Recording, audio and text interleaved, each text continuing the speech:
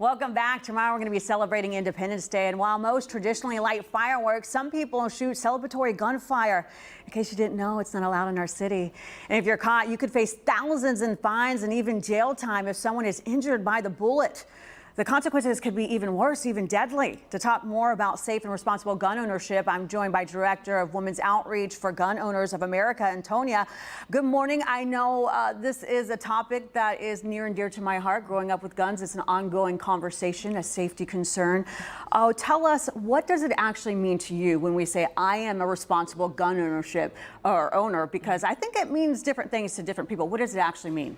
Yeah, to be a responsible owner of firearms is really making sure that you're safe in the context that you're in. So whether it's at the home, you know, I have two toddlers, you make sure that you're in a safe aspect of where the firearms are, but you also teach your children where it is. Or if you're outside of the home, you want to make sure that you're protecting the trigger guard and you're protecting the trigger and making sure if you're concealed carrying that it's in an easy and accessible way, but also in a safe manner as well. So when you think about 4th of July, what is the first thing that you think about as an advocate for gun ownership and being responsible? What is your worst fear?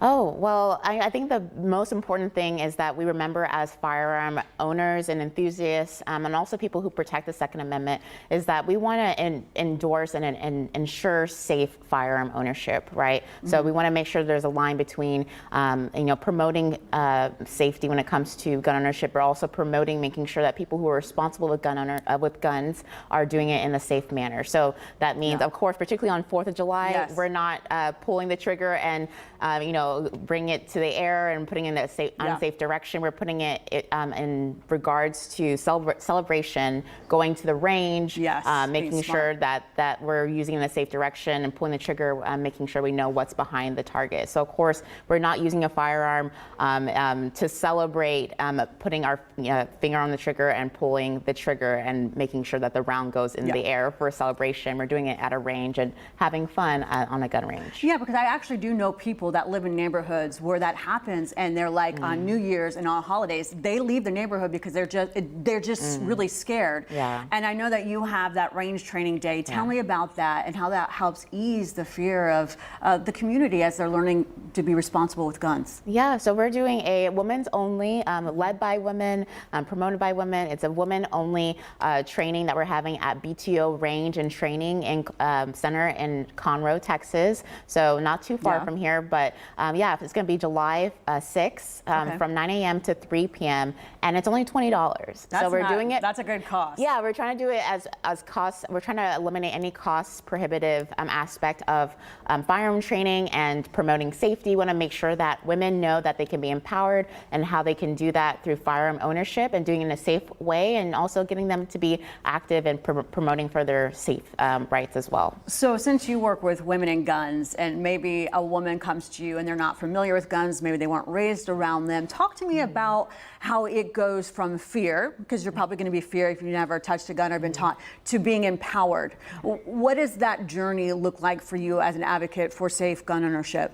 Yeah, well, it's personal to me because I didn't grow up with firearms. My family is actually from Nigeria, so that's not something that we even talked about. But, being in Texas and also realizing as a sexual assault survivor myself, I wanted to empower myself, and that started with knowledge. And that started with me going to the range and getting a safety officer, like an instructor or firearms instructor, to help me at the range or and et cetera. But this is why we have these type of events, is that we can be in an area with other women in fellowship who are also going through the same journey and help them to eliminate that fear and get them to the threshold of hopefully becoming experts one day. So. Yeah, I think bonding together and then making sure to take our power back in a responsible way. And the more that we know and the more that we can connect with each other, I think it's a little bit easier to get through the journey. So I definitely respect that. And so if somebody is watching right now and maybe they've been struggling with the idea of getting a gun, maybe they've been through some things and they want to empower themselves, but they're still scared, because it can be scary if you're not